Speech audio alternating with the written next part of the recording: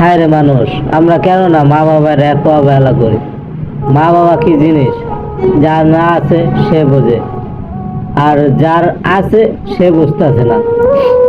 এমনও মানুষ আছে যে অনেকের মা বাবা নাই, মারা গেছে অথবা দুনিয়া থেকে চলে গেছে, তারা মা বাবার যন্ত্রণাটা বুঝতে আছে। আর যার বাপ মা আছে তারা কিন্তু বাবার ইয়াটা বুঝতে আছে না। ভাই, আপনাদের কাছে আমি একটাই অনুরোধ, যার বাপ মা আছে মারা গেছে অথবা দুনিয়া থেকে বিদায় নিছে, তাদের জন্য দোয়া করি। তার বাপ মা যা জান্নাতুল ফেরদাউস নসিব করুক। আর যার বাপ মা আছে তারা বাপ মা সেবা যত্ন এগুলা করার জন্য বিনীত অনুরোধ করা হইল।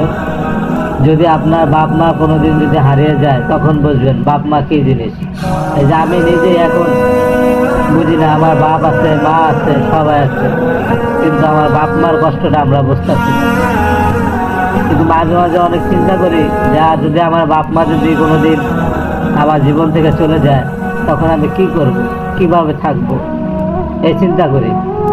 কেননা আমার বাপ মা এমন একটা জিনিস যা আমি দুনিয়াতে এখন বুঝতেছি। কিন্তু ঠিকই একদিনকা যখন বাপ মা হারা যাব, তখন বুঝব যে বাপ মা কি জিনিস।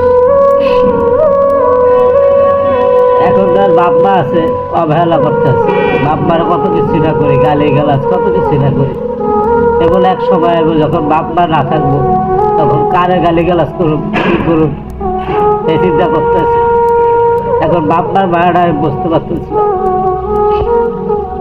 যাক ভাই, আপনাদের কাছে বেশি কিছু বললে লাভ নাই। যদি আপনার বাপ মা থাকে, তার প্রতি সময়ে বাপ মার কাছে মাপ সাপ চায়া, যদি বেদবি করে থাকেন বাপ মার সাথে, বাপ মার কাছে মাপ সাপ চায়া, বাপ মার সাথে ভালো ব্যবহার করেন। বাপ মা যেভাবে চলতে বলে সেভাবে চলেন। বাপ মার কোনো কথা ভালায় না, বাপ মার মনের আশা পূরণ। এখন ধরেন আপনি বাপ মার দেশে, আপনি হলো অনেক প্রবাসে আছেন, কিন্তু 10 বছর 20 বছর পর আপনি প্রবাস থেকে আপনি বাংলাদেশে যাবেন, কার আশায় যাবেন? যদি বাপ মাই না থাকে, কার আশায় বাংলাদেশে যাবেন? কে আপনাকে 2 বেলা ভাত একটা খাওয়াইব? কে আপনার সেবা যত্ন করবো? কে আপনার জামা কাপড় অথবা কোনো আপনার ময়লা যেগুলো কাপড় চোপড় ধুয়ে দেবো? এই যে এখন আমরা বুঝতেছি না বাপ মায়ের মায়াটা। মাঝে মাঝে বাপ মার অনেক খারাপ ব্যবহার করি বাপ মার সাথে, তখন বুঝতে পারি যে হায় রে, এই আমার বাপ মা যদি কোনোদিন যদি হারা যায়,